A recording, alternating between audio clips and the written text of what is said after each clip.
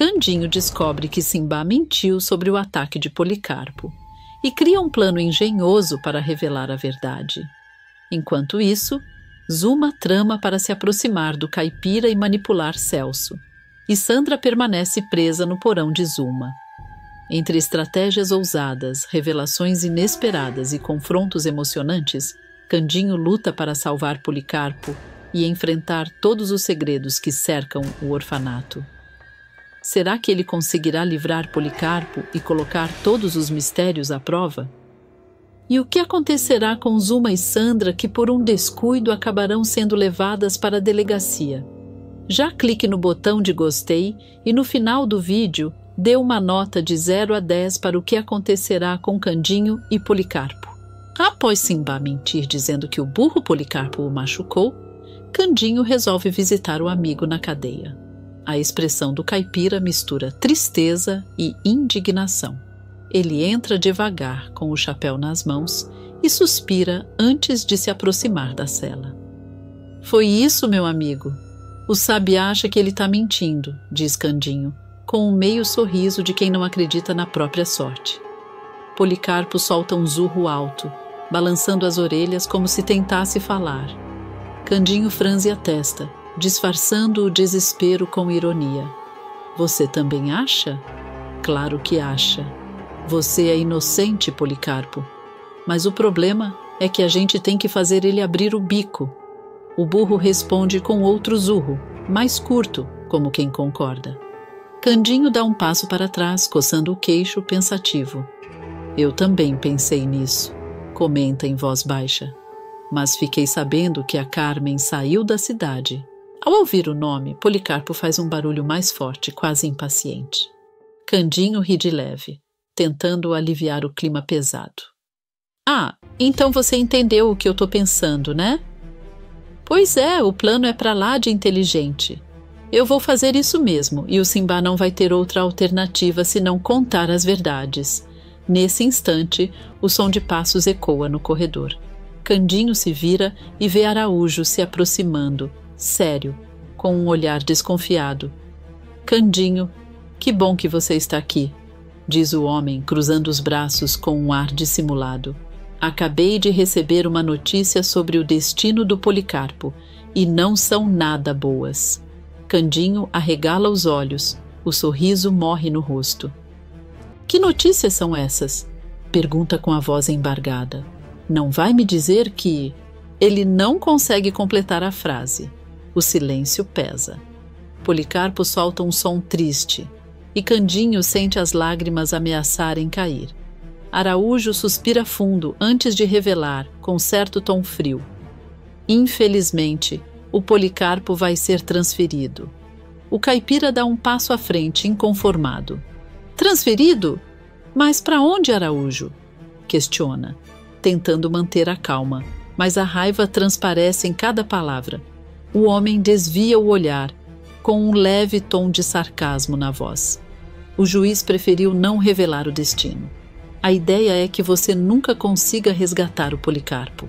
Candinho fica em choque. O sangue ferve, o semblante muda. "Nunca?" repete rindo sem humor. "Esse juiz pode achar o que quiser, mas ele não manda na amizade, Araújo. Ele não pode separar dois amigos assim como se fossem coisas." Araújo tenta argumentar, mas Candinho já se aproxima da grade e abraça o pescoço do burro, firme e emocionado. "Escuta aqui, Policarpo", diz com a voz trêmula, mas decidida. "Eu vou tirar você daí hoje mesmo, custe o que custar. Pode anotar. O Candinho não vai deixar o melhor amigo apodrecer nessa cela por causa de mentira de covarde." Araújo observa de longe, apreensivo, tentando disfarçar o nervosismo. Candinho, determinado, se afasta da cela com o olhar firme, já traçando em silêncio o plano genial que mudará o rumo de tudo. Algum tempo depois, Candinho chega ao orfanato com um largo sorriso, tentando disfarçar a ansiedade que ainda carrega pelo destino de Policarpo. As crianças correm em sua direção, pulando e gritando de alegria. "Hoje vai ter jantar na minha casa", anuncia Candinho, erguendo os braços, como se o entusiasmo pudesse afastar o peso que sentia. Quero todos vocês lá. Os pequenos aplaudem e se espalham pelo pátio, e Candinho percebe Zuma se aproximando com aquele jeito confiante de sempre. Ela sorri e fala com certo tom provocador. Eu vou adorar passar mais um tempinho com você. Candinho engole em seco, nervoso, e se afasta alguns passos tentando manter o controle da situação. Eu acho que é melhor você não ir hoje, não, diz, tentando soar firme, mas a voz entrega o nervosismo. A Dita vai estar lá. Zuma franze a testa, surpresa e irritada, com um leve sarcasmo em cada palavra. De novo isso? Rebate, cruzando os braços. Eu sou sua namorada, Candinho. Sou eu que tenho que ir nesse jantar. O caipira respira fundo, olhando para os lados como se buscasse uma saída, mas mantém a postura rígida.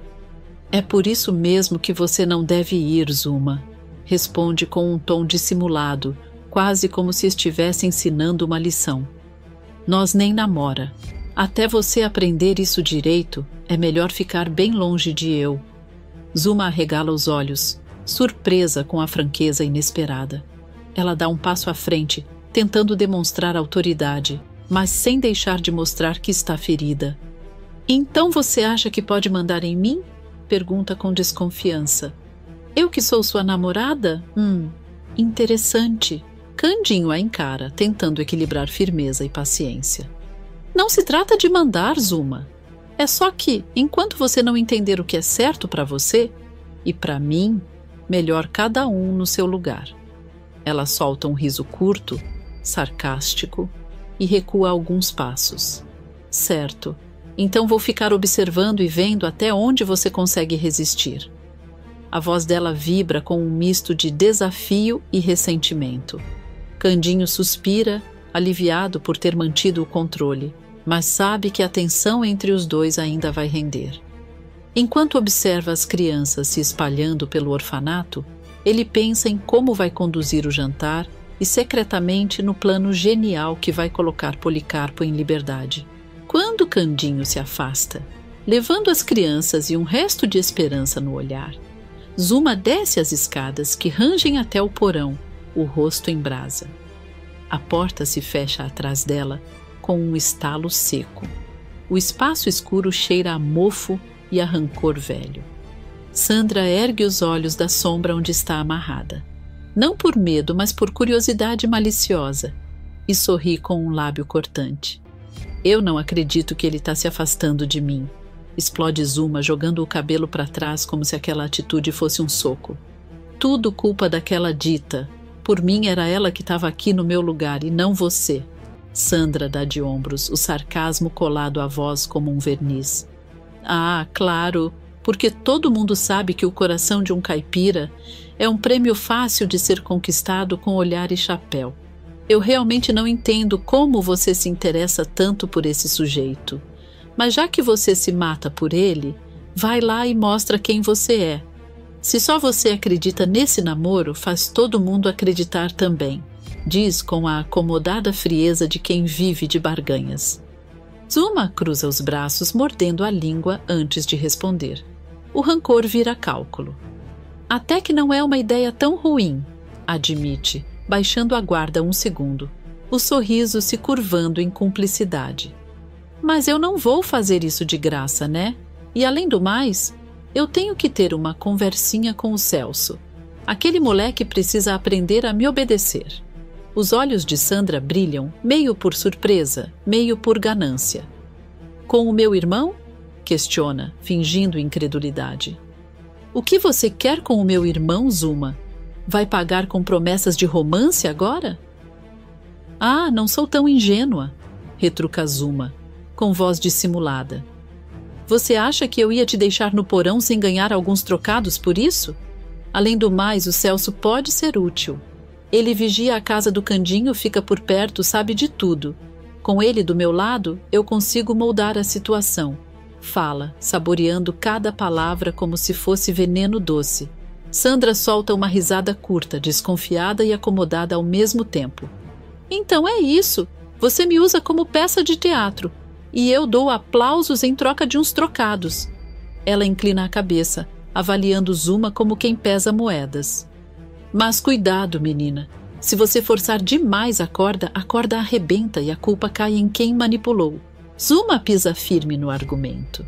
Eu sei brincar com fogo, Sandra, mas também sei onde soprar para apagar a chama quando convém.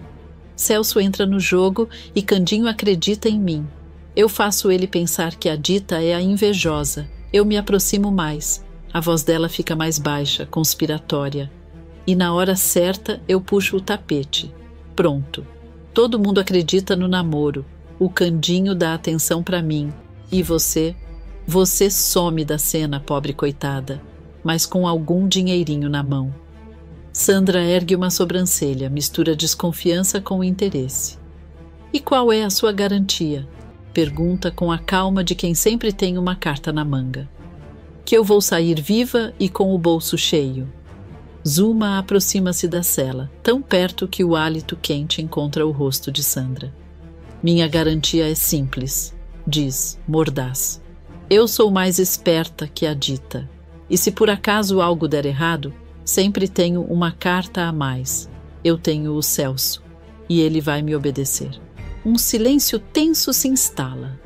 O barulho distante da cidade parece um relógio, marcando o tempo que separa a promessa da traição.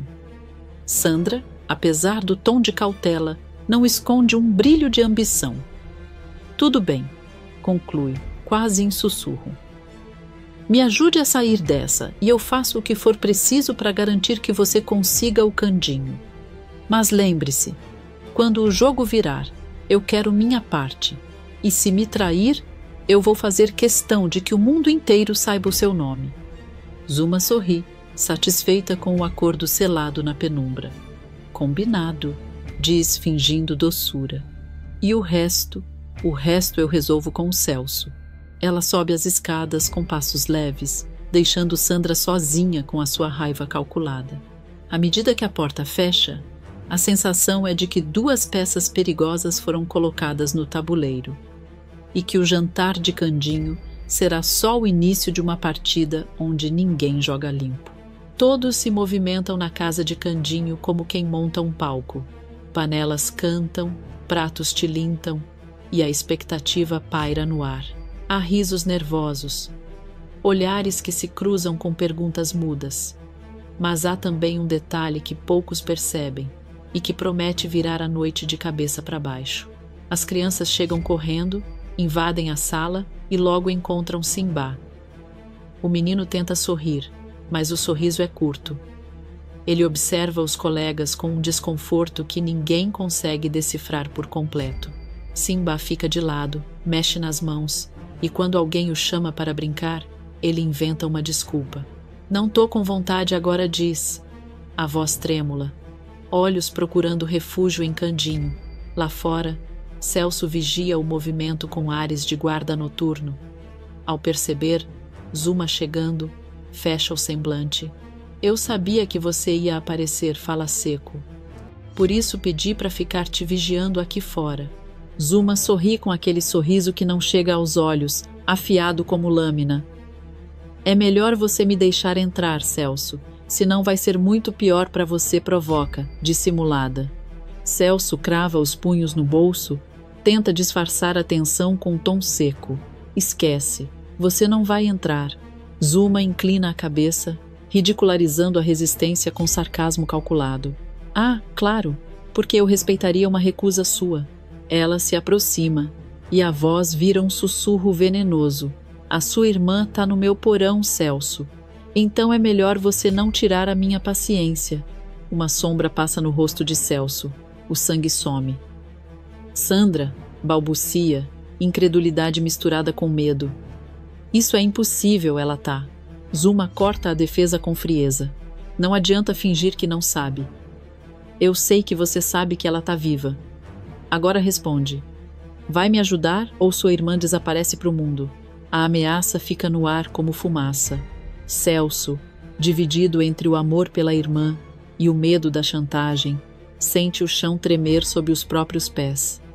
Na cozinha de Candinho, o ambiente fervilha com a preparação do jantar. Panelas chiando, utensílios batendo, e o aroma dos doces recém-prontos enchendo o ar.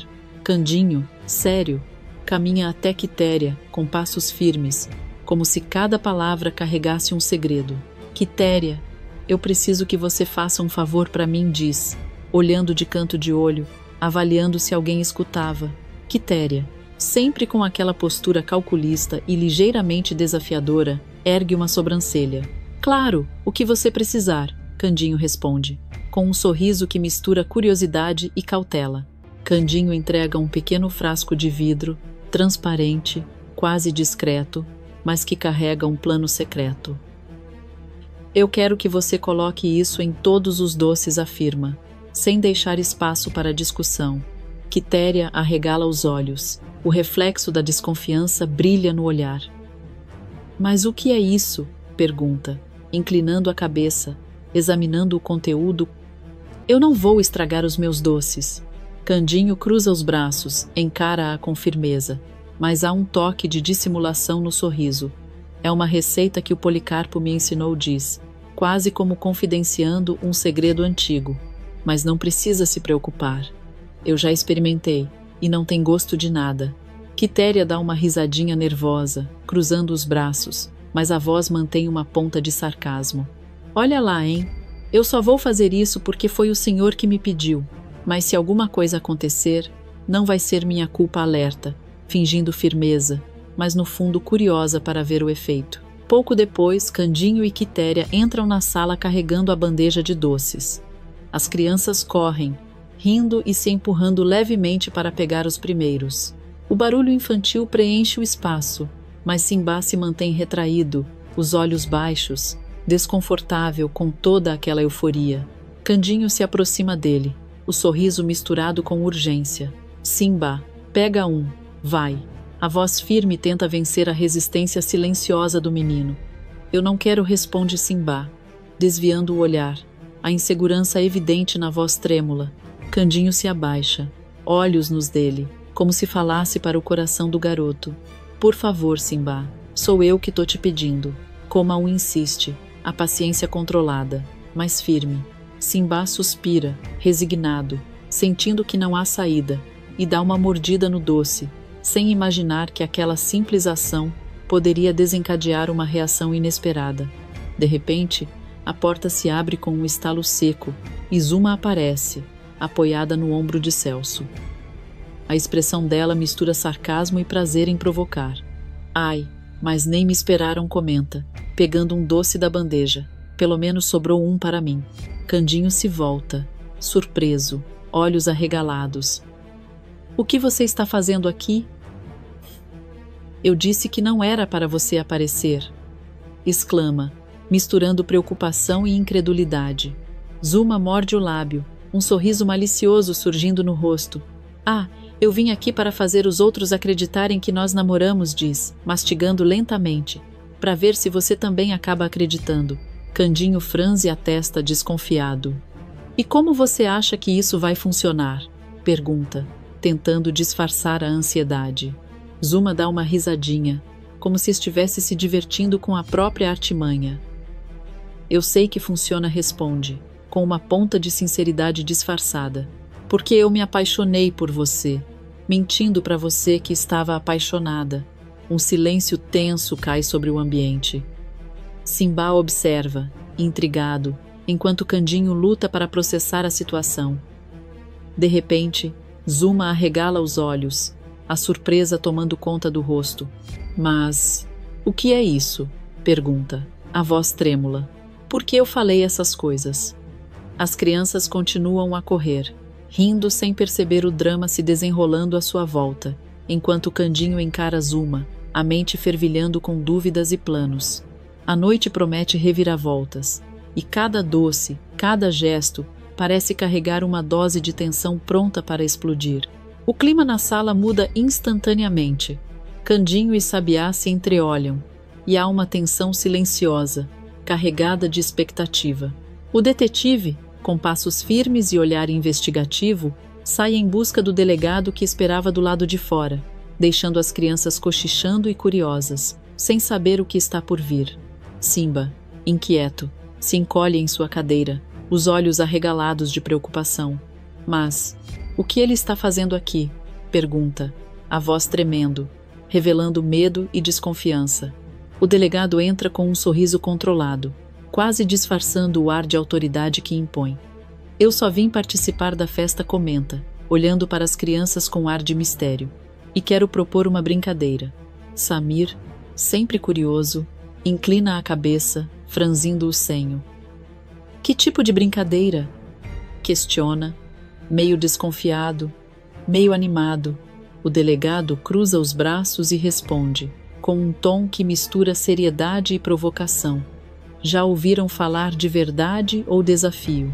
Primeiro todos terão que fazer um desafio. Depois, cada um contará uma verdade. O que acham? As crianças explodem em sorrisos e risadas, a ansiedade é transformada em entusiasmo. Samir é o primeiro a entrar na onda, imitando uma galinha, suas asas agitadas e o bico imaginário arrancando gargalhadas.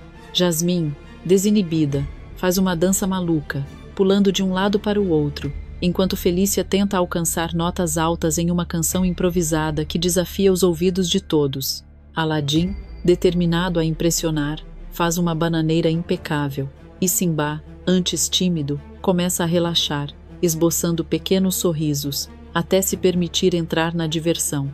Mas a brincadeira das risadas dá lugar à tensão quando chega a hora das verdades. Felícia, empolgada e sem perceber o peso de suas palavras, afirma: tem uma moça trancada no porão do orfanato. O silêncio cai como um cobertor pesado. Todos os olhares se voltam para Zuma, que mantém uma postura desafiadora, como se estivesse orgulhosa de sua própria ousadia. Ah, não é uma moça qualquer, diz, a voz firme, provocativa. É a Sandra. Eu coloquei ela lá para pedir um resgate para o Celso. Celso empalidece, a cor desaparece do rosto e a incredulidade toma conta. Ele começa a gaguejar, sem saber como reagir. Não, isso não pode ser verdade. Minha irmã, o delegado, franzindo a testa, parece incrédulo. Mas a Sandra nem está viva, declara, o choque evidente na voz. Zuma cruza os braços, desafiadora, sorrindo com sarcasmo. Está sim. Ela mentiu para não ir para o Chilindró. E, falando em Chilindró, eu denunciei o Policarpo, mesmo sabendo que ele era inocente. Os olhos de todos se arregalam. Sabiá observa a cena, atento a cada detalhe, a expressão impassível, tentando entender se é verdade ou armadilha. Zuma comenta com um misto de ironia e diversão. Nossa, mas esse jogo é envolvente mesmo, não é? Gente fala sem pensar. O delegado se aproxima de Simbá. Abaixa-se até a altura dele, a voz firme, quase ameaçadora. E então, quer dizer alguma coisa? Simbá engole em seco, olhos marejados. O medo e o peso da culpa o prendem por um instante, mas ele finalmente encontra coragem. O Policarpo não me empurrou, admite, a voz tremendo. Eu queria fazer uma maldade com ele e ele soltou um zorro para mim. Eu me assustei e caí sozinho. Ele não fez nada. Candinho, ainda incrédulo, se aproxima e pergunta. A mistura de frustração e cuidado na voz. E por que você mentiu? Simbá, com o olhar baixo, a sinceridade finalmente rompendo o medo, explica. Eu só queria um pouquinho de atenção. Quando você começou a cuidar de mim, eu não consegui falar a verdade. Mas também não queria que você e o Policarpo fossem para o Chilinder. Eu sei que você nunca vai me perdoar, porque eu separei vocês dois. O silêncio toma conta da sala. Cada personagem sente o peso das palavras. As crianças observam, curiosas, e os adultos tentam processar a trama que se desenrolou diante deles. Candinho respira fundo, abraçando Simbá de maneira protetora, mas também com a consciência de que a noite ainda reserva muitas surpresas. O ambiente ainda está carregado de tensão, com os olhares atentos das crianças e adultos se alternando entre Simbá, Zuma e Candinho. Candinho se aproxima do menino, os olhos brilhando com uma mistura de alívio e compaixão. Eu perdoo você, sim, diz, firme, mas gentil. Eu devia ficar bravo, mas você é só um menino sozinho. Eu já fui assim, acredita? Quem sabe agora, depois disso tudo, você não aprende a ser melhor. Simbá, emocionado, sente o coração acelerar. Ele olha para Zuma e, com uma leve piscada, transmite uma mensagem silenciosa, divertida e cúmplice, sem que ninguém mais perceba. A menina sorri, quase imperceptivelmente, percebendo que aquela pequena vitória era só deles. Enquanto isso, no pátio, a movimentação da polícia sinaliza que algo está prestes a acontecer. Policarpo, confuso mas feliz, é chamado para ser liberado. Candinho corre até ele, abraçando o burro com toda a ternura que só um verdadeiro amigo pode demonstrar. Eu não sei nem como agradecer, murmura Candinho, acariciando a cabeça de Policarpo. E obrigado por me ensinar os ingredientes do soro da verdade. Foi a diferença entre a mentira e a justiça. Sabiá observa de longe, com um sorriso discreto e sarcástico nos lábios, como se quisesse dizer, finalmente, justiça à moda Candinho. As crianças, encantadas, batem palmas, rindo e comemorando cada movimento, enquanto a atmosfera muda de tensão para alegria. Logo em seguida, o delegado se aproxima com expressão grave, mas controlada. Ele aponta para Sandra, que tenta disfarçar o nervosismo. "Venho buscar você", declara firme. Sandra, percebendo que não há escapatória, abaixa a cabeça, mas ainda mantém uma ponta de orgulho na postura. Zuma, percebendo que a noite está virando contra seus planos, não consegue esconder a frustração. A policial a conduz até a delegacia e, irônica e cruelmente, a coloca na mesma cela que Sandra. Zuma revira os olhos e sussurra com sarcasmo: "Ora, pelo menos agora posso conversar com minha amiga." As crianças cochicham entre si, algumas rindo discretamente, outras apenas observando a cena com incredulidade. Candinho, por sua vez, respira fundo, aliviado. Ele percebe que, apesar das confusões, a verdade e a amizade prevaleceram. Ele olha para Simbá e diz com um sorriso: "Hoje foi um dia difícil, mas acho que todos nós aprendemos alguma coisa." Policarpo, animado, solta um zurro triunfante, como se celebrasse a própria liberdade. Candinho olha para ele e ri. "Esse é meu amigo. Nunca mais vamos deixar ninguém nos separar, não é mesmo?" Enquanto a noite se encerra, o clima mistura alívio, pequenas vitórias e lições aprendidas. O orfanato respira aliviado e Candinho observa cada rosto, satisfeito por ter conseguido transformar um caos em uma noite de aprendizado, justiça e união. Ernesto finge arrependimento para enganar Paixão e garantir sua herança, sem saber que Samir escuta tudo e prepara sua revanche.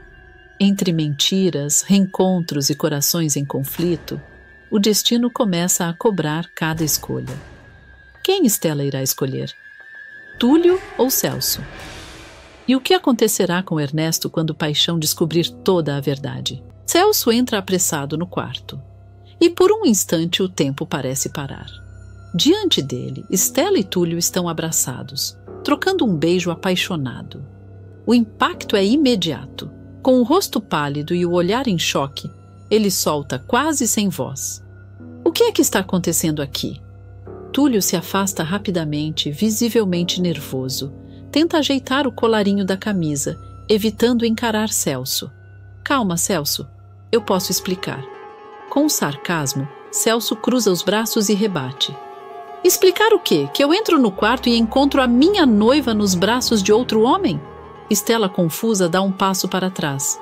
Sua expressão mistura medo e incompreensão. "Noiva? Eu não entendo." Túlio respira fundo, tentando controlar a tensão. A Estela perdeu a memória, Celso. Ela não lembra de nada do passado. Durante esse tempo, a gente acabou se aproximando. Ele hesita, mas continua.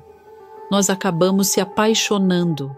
Celso o encara com um olhar de desconfiança, quase ferino. Que conveniente, não é, Túlio? A mulher perde a memória e de repente se apaixona por você. Que história bonita. Pena que eu não acredito em contos de fadas. Estela tenta interromper a tensão. Seu tom é doce, mas trêmulo. "Por favor, não briguem. Eu juro que não quis magoar ninguém." Tudo isso é muito novo para mim. Eu não sei quem eu era antes, nem o que sentia. Só sei que desde que vim parar aqui, o Túlio tem sido bom comigo. Celso dá um passo à frente, a voz embargada de emoção. Estela, você precisa se lembrar do que a gente viveu. O nosso amor foi real, forte, impossível de esquecer. Você é o amor da minha vida, e quando você desapareceu, eu achei que fosse enlouquecer. Estela o observa, tentando encontrar algo familiar naquele olhar desesperado, mas sua mente continua em branco. Eu sinto muito. Eu queria lembrar, queria mesmo, mas tudo parece um borrão. Túlio segura a mão dela e tenta amenizar o clima, dissimulado. Talvez seja melhor dar tempo ao tempo, Celso. Forçar lembranças só vai machucar ainda mais. Celso lança um olhar frio. Ah, claro. Para você, quanto mais tempo ela ficar sem lembrar, melhor, não é? Túlio finge não se abalar, mas o olhar denuncia o incômodo. Eu não sou seu inimigo, Celso. Só quero o bem da Estela. O bem da Estela, repete Celso com ironia. Ou o seu próprio bem. Estela, aflita com a tensão crescente, levanta a voz pela primeira vez. Chega, eu não aguento mais.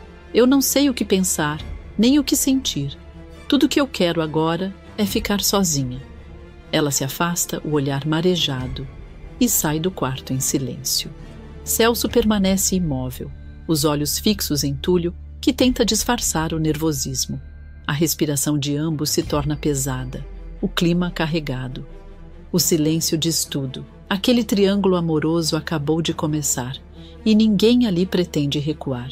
Assim que Estela deixa o quarto, o clima pesa. O silêncio entre Celso e Túlio é cortante. O olhar de Celso, cheio de raiva contida, encontra o de Túlio, que tenta disfarçar o nervosismo com um sorriso sem graça. Então é isso? Provoca Celso, cruzando os braços com ironia. Além de fingir ser um bom samaritano, você ainda teve a ousadia de roubar o amor da minha vida? Túlio respira fundo, tentando manter a calma. Eu não roubei nada de ninguém, Celso. Estela perdeu a memória e a vida seguiu. Eu apenas estive ao lado dela quando você não estava. Que nobreza, hein? Rebate Celso com sarcasmo. Posso imaginar o quanto foi difícil se apaixonar por uma mulher que não lembrava nem do próprio nome. Túlio o encara, tentando conter a irritação. Você acha que eu planejei isso? Que me aproveitei dela? Estela é livre, vai escolher com quem quer ficar, e eu não vou desistir tão fácil. A resposta faz Celso rir, um riso frio, debochado. Ele dá um passo à frente, diminuindo a distância entre os dois. Escolher? Repete com desdém. Assim que ela recuperar a memória, vai se lembrar de tudo, do que nós vivemos. E quando isso acontecer, Túlio, ela mesma vai te colocar para fora da vida dela. O tom é ameaçador, e Túlio sente o peso daquelas palavras. Ainda assim, tenta não recuar. Talvez você esteja certo, talvez não. Mas até lá, sou eu quem está ao lado dela. Celso se aproxima ainda mais, encarando-o de cima a baixo. Então aproveite enquanto pode, porque esse seu teatrinho de homem bonzinho vai acabar logo. Ele faz uma pausa, olhando firme. Se eu fosse você, me colocava no meu lugar. Antes que eu mesmo te faça lembrar quem está sobrando nessa história. Túlio engole seco, mas mantém o olhar firme, disfarçando o medo com um ar de confiança. Pode tentar me intimidar o quanto quiser, Celso. Eu não vou recuar. Estela merece alguém que a ame de verdade. E se isso te incomoda, o problema é seu. Celso esboça um sorriso forçado. Vira-se devagar e sai do quarto, batendo a porta com força. Túlio permanece ali, respirando fundo, o coração acelerado, tentando se convencer de que fez a coisa certa, mesmo sabendo que a guerra entre eles só está começando. O dia amanhece calmo na Casa dos Anjos, o orfanato simples e acolhedor dirigido por Zuma. As crianças brincam no pátio e o som das risadas infantis contrasta com a tensão que logo se instala quando Ernesto chega acompanhado de Paixão. De terno engomado e sorriso ensaiado, Ernesto se mostra o retrato da bondade, uma imagem cuidadosamente construída para enganar o velho padrinho. Zulma, já cúmplice no plano, os recebe com entusiasmo forçado. Que honra receber o senhor novamente, seu Ernesto, e o senhor também, seu Paixão. Ela aperta as mãos dos dois, dissimulada, com um olhar rápido de cumplicidade para o vigarista. Paixão observa o lugar com ternura, emocionado com o que vê. É bonito ver crianças tão bem cuidadas, e saber que o Ernesto ajuda tudo isso me alegra o coração, diz o idoso com voz fraca, apoiando-se na bengala. Zulma, pronta para reforçar o teatro, responde com doçura calculada. O seu afilhado é um verdadeiro anjo, seu Paixão. Sempre que precisamos de mantimentos, remédios, roupas, lá vem ele com a solução, um benfeitor como poucos. Ernesto, encenando modéstia, baixa o olhar e finge humildade. Eu só faço o que qualquer pessoa de bem faria, senhorita Zulma, e lança um olhar rápido para ela, disfarçando um sorriso malicioso. Paixão sorri, emocionado. Fico feliz, meu rapaz. É bom saber que amadureceu. Eu estava mesmo precisando ver isso. Ele faz uma pausa, apoiando a mão no peito, sentindo um leve desconforto. Meu coração anda cansado, Ernesto. O médico disse que o tempo dele já está se encurtando. Ernesto finge preocupação, mas seus olhos brilham com segundas intenções. Não diga isso, padrinho. O senhor vai viver muitos anos ainda, e eu estarei sempre aqui para cuidar do senhor e dos que o senhor ama. Paixão se emociona com as palavras doces. Se continuar assim, meu filho, mostrando esse bom coração, talvez eu até pense em deixar toda a minha fortuna para você. Mas se me decepcionar, juro que cada centavo vai para instituições de caridade. Quero ter certeza de que o bem vai continuar sendo feito, mesmo depois que eu partir. O olhar de Ernesto se endurece por um instante, mas ele logo disfarça com uma expressão de falsa piedade. O senhor pode confiar em mim, padrinho. Eu mudei. Juro que deixei o passado para trás. Zulma suspira teatralmente como se estivesse comovida. Que bonito ouvir isso.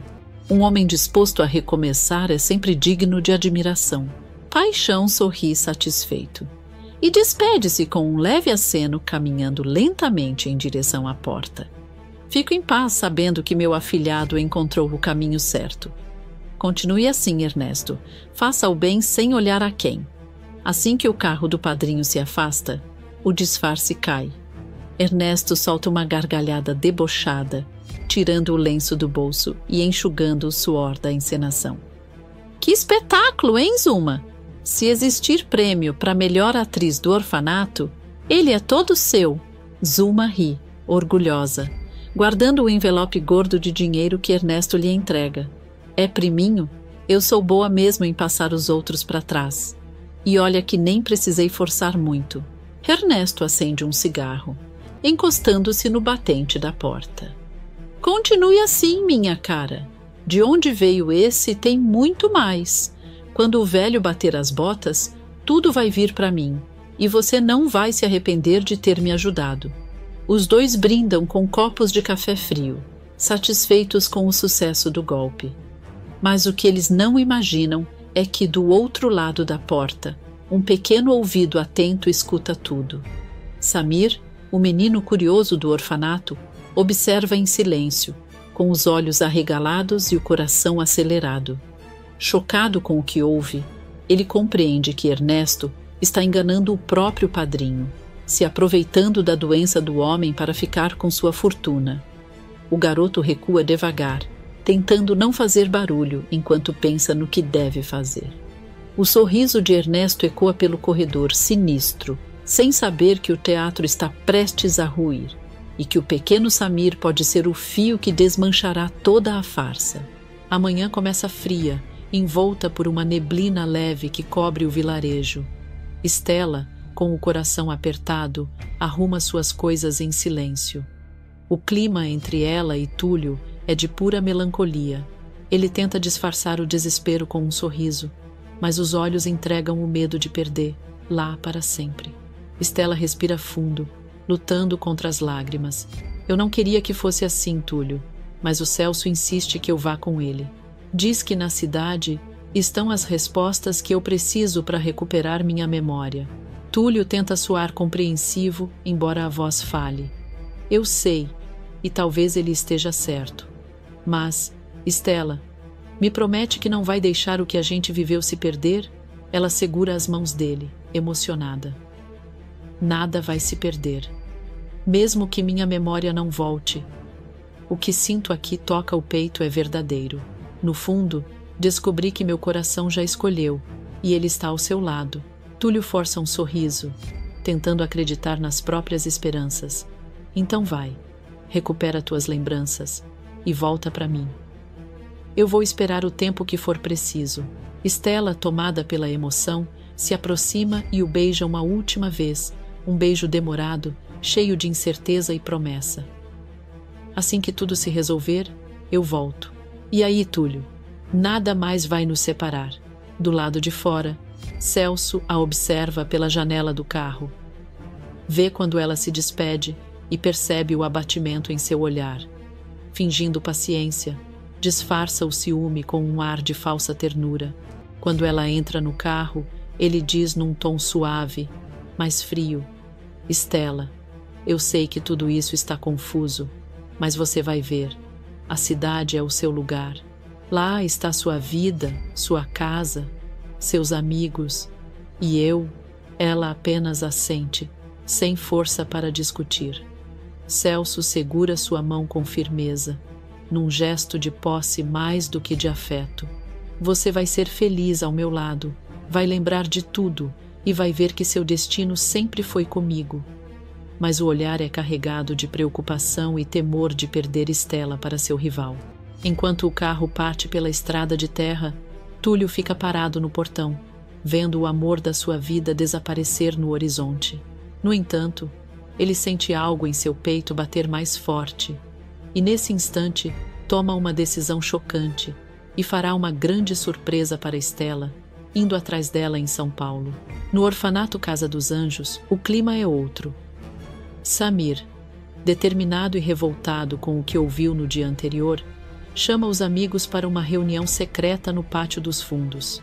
A gente não pode deixar o Ernesto continuar enganando o Senhor Paixão, diz ele, com firmeza. Se ele ficar com o dinheiro, o orfanato vai acabar nas mãos dele. E aí ninguém mais vai ter paz aqui. Jasmin, sempre a mais cautelosa, cruza os braços e retruca com preocupação. Você tem certeza de que quer fazer isso, Samir? Se o Ernesto descobrir, ele pode ser ainda pior com a gente. Aladim balança a cabeça, apoiando a amiga. Eu também acho. Esse cara é perigoso, mas Simba, o mais ousado do grupo, dá um passo à frente com ar provocador. Vocês são fracos demais.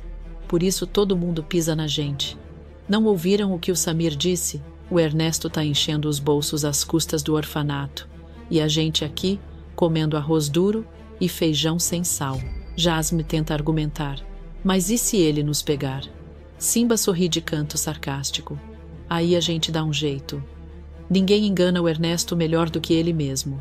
As crianças começam a se animar com o discurso corajoso.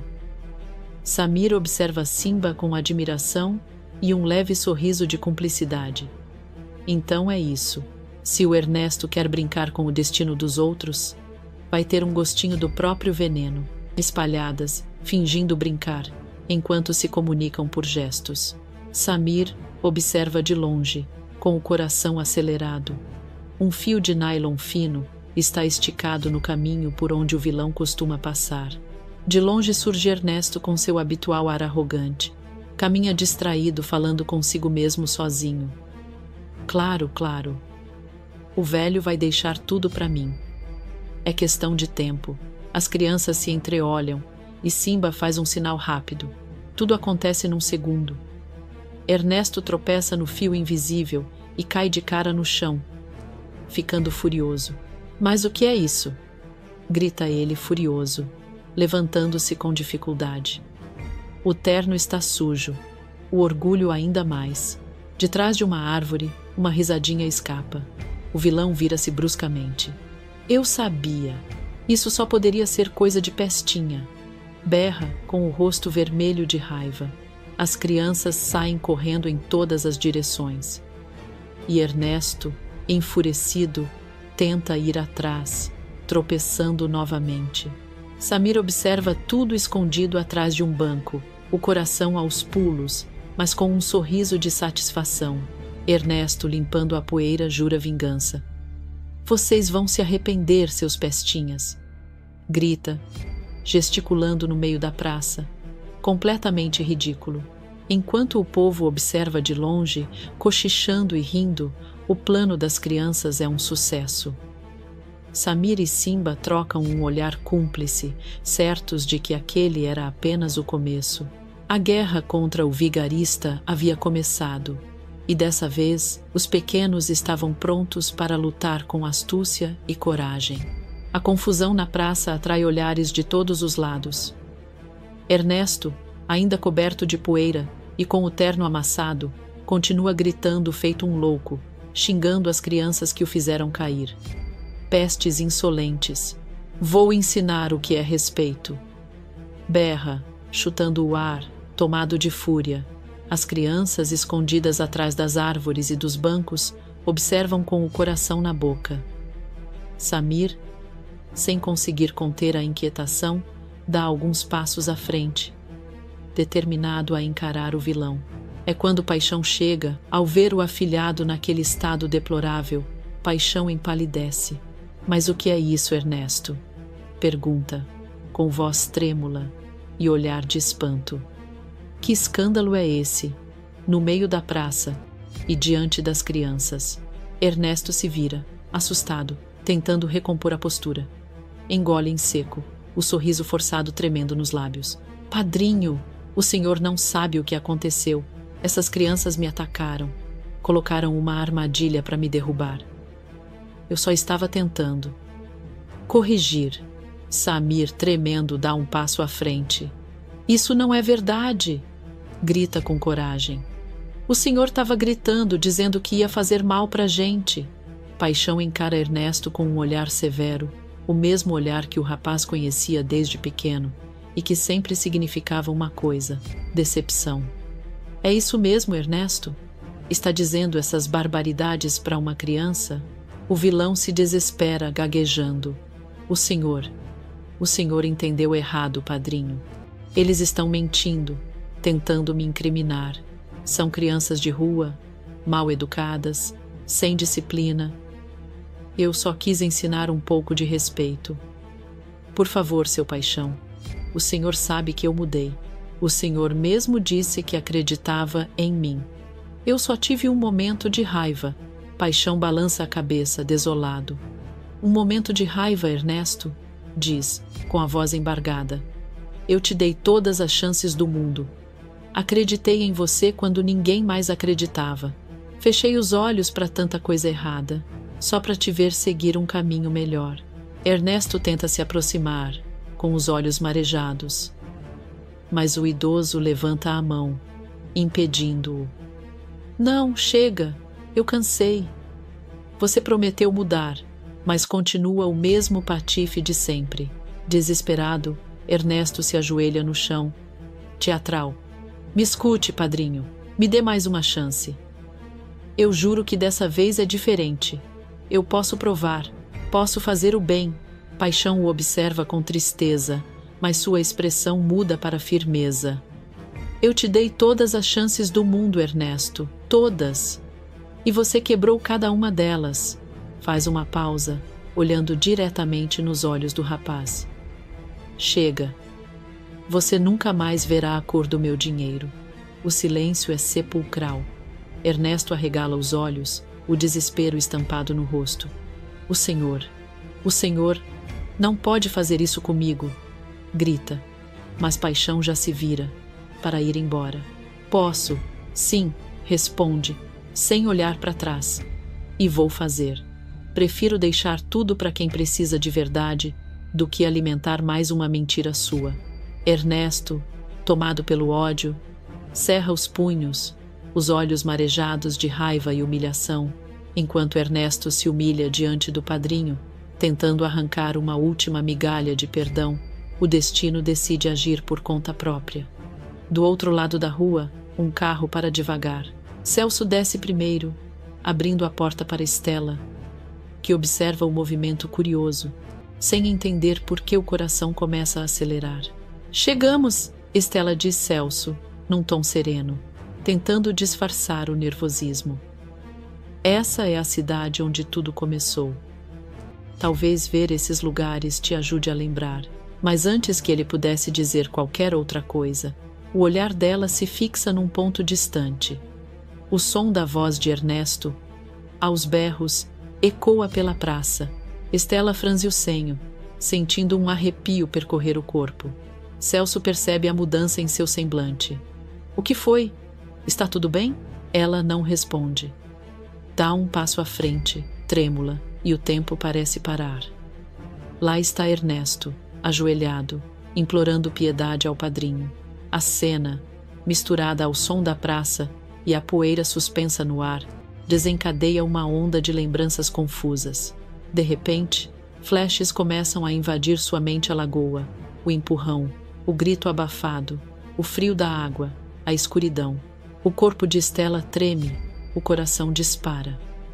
Ela leva as mãos à cabeça e murmura, assustada.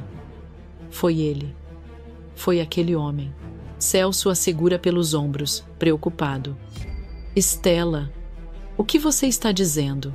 Ela o encara com os olhos marejados, a respiração ofegante. Foi aquele homem. Ele que me empurrou na lagoa. A revelação explode no ar como uma bomba. Paixão. Ernesto e até as crianças que observavam à distância se voltam na direção dela. O rosto de Ernesto empalidece e o desespero dá lugar ao medo. Celso avança, furioso, o sangue fervendo. Então foi você, desgraçado! Grita, partindo na direção do vilão. Foi você quem fez mal de novo contra a Estela. Paixão fica em choque, olhando de Ernesto para a moça, sem acreditar. É verdade isso, Ernesto? Pergunta com a voz embargada. Foi você quem empurrou a Estela na lagoa. O vilão gagueja, tentando encontrar uma desculpa, o rosto coberto de suor. Eu não queria. Foi um acidente. Eu só queria conversar com ela, mas ela me provocou, me chamou de canalha. Eu perdi a cabeça. Estela se aproxima, a raiva tomando conta. Por sua culpa, eu perdi a memória, diz, chorando e ao mesmo tempo furiosa.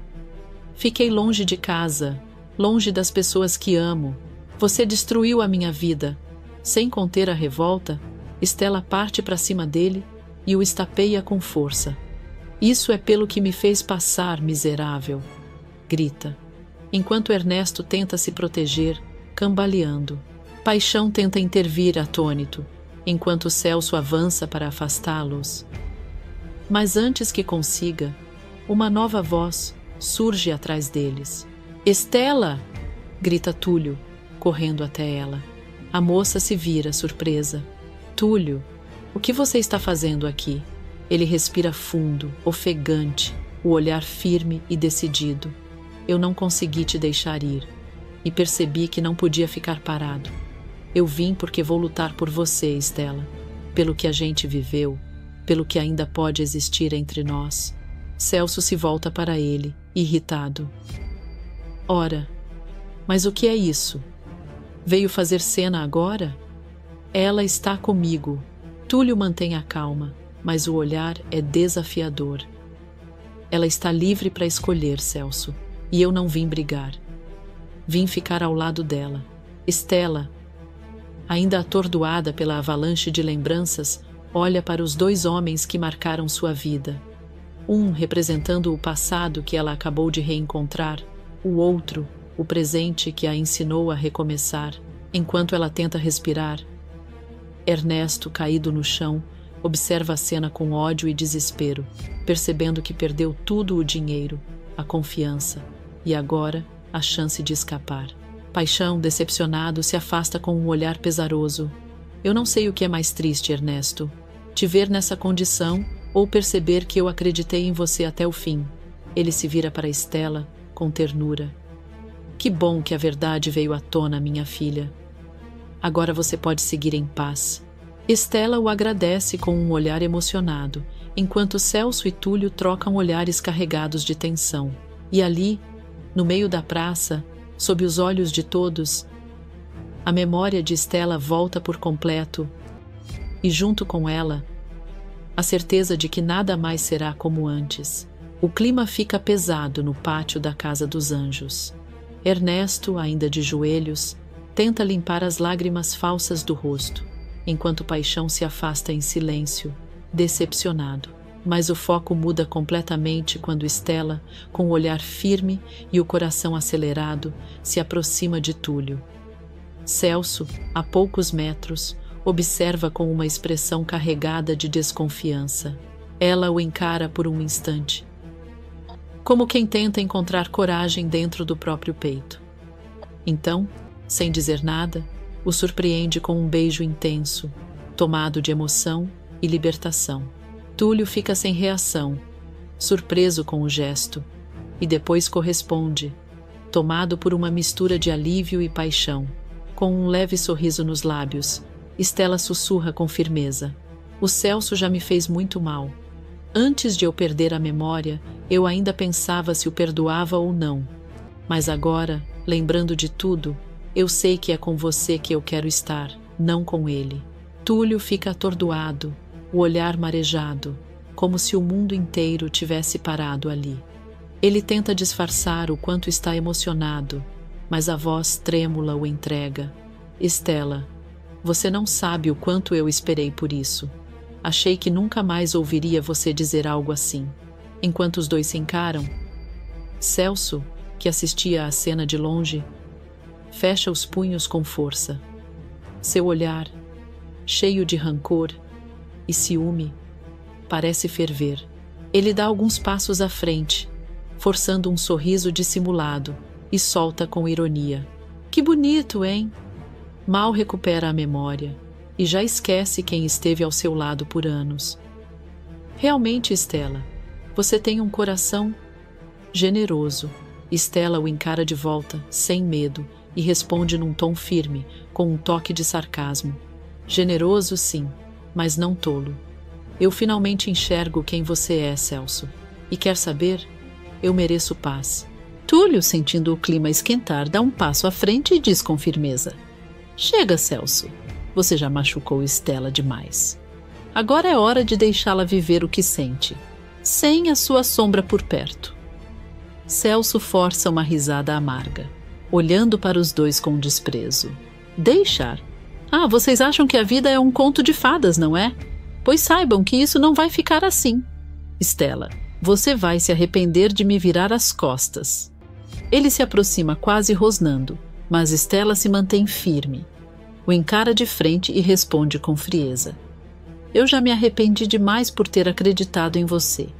Agora acabou." Celso, tomado pelo orgulho ferido, aperta os dentes, lança um último olhar carregado de ódio e se afasta com passos duros, jurando vingança em voz baixa. "Isso não vai ficar assim. Eu juro que não vai." Enquanto ele desaparece ao longe, Túlio segura as mãos de Stella com ternura, tentando acalmá-la. Ela respira fundo, ainda abalada, mas sorri. Pela primeira vez em muito tempo, ela sente que está exatamente onde deveria estar. Túlio, emocionado, diz num tom suave: "Agora começa a nossa história, Stella. E dessa vez eu prometo, nada nem ninguém vai nos separar." Stella apenas o encara, em silêncio, com os olhos brilhando. Um misto de esperança e medo do que ainda está por vir. Mas uma coisa é certa: o beijo que os uniu também despertou a fúria de um homem disposto a tudo por vingança.